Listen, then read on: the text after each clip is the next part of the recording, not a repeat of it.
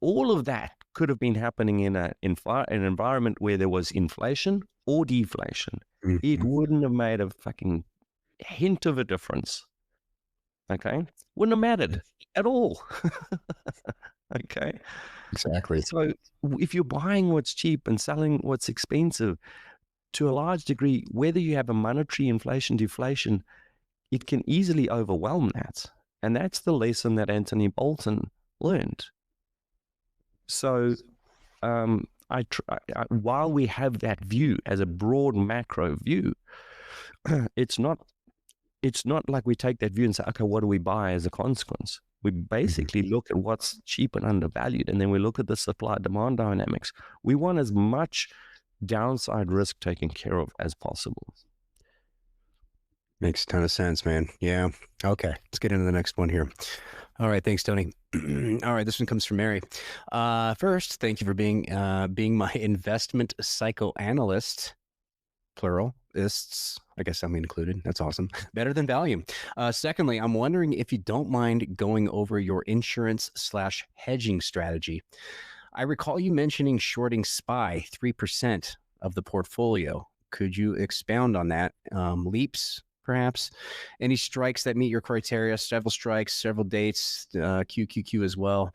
Hopefully you haven't already gone over this and I missed it. Thanks again, Mary. I don't remember you talking about hedging this way, but you may have mentioned something. I think we might have mentioned it in like a podcast or something. So Mary, we've actually restrained ourselves from discussing this too much. The reason is twofold. One is in Insider, we haven't put it on as a designated position in the portfolio. We run that under Glenorchy Capital for our clients.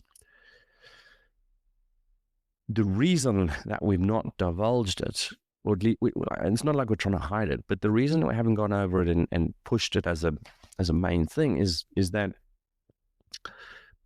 my experience has been often that people can mess this up. As soon as you get into trading futures or options, it's and on the platform, can be easy for you to go and put on a position size that you don't quite understand. And I would not want anyone to take on leveraged positions, which could cause them damage. It's a somewhat of we have a spread, an option spread that we utilize. And again,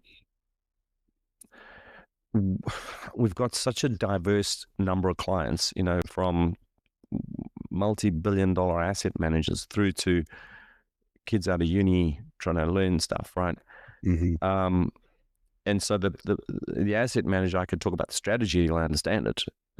Other people, it'd be confusing, and even the terminology could be confusing. Most of these things, I like to think that they're not actually that complex. People in the industry try and make them sound complex so that they can make themselves sound intelligent. The reality with option strategies is that there is a base. You need to have some understanding about how options work, how volatility gets priced, timeframes, how a strategy of buying one option, selling another, and all this works. It takes a little bit of understanding. And so for the amount of, like, our position size on this is like 3%. Okay, so if we had a severe market downturn, like our payoff takes that position to maybe 14-15% of the portfolio. So it kind of acts like a parachute. But it's like, how much value is that to members who don't really understand how to put it on? I felt like we're going to open a can of worms if we start. If you will.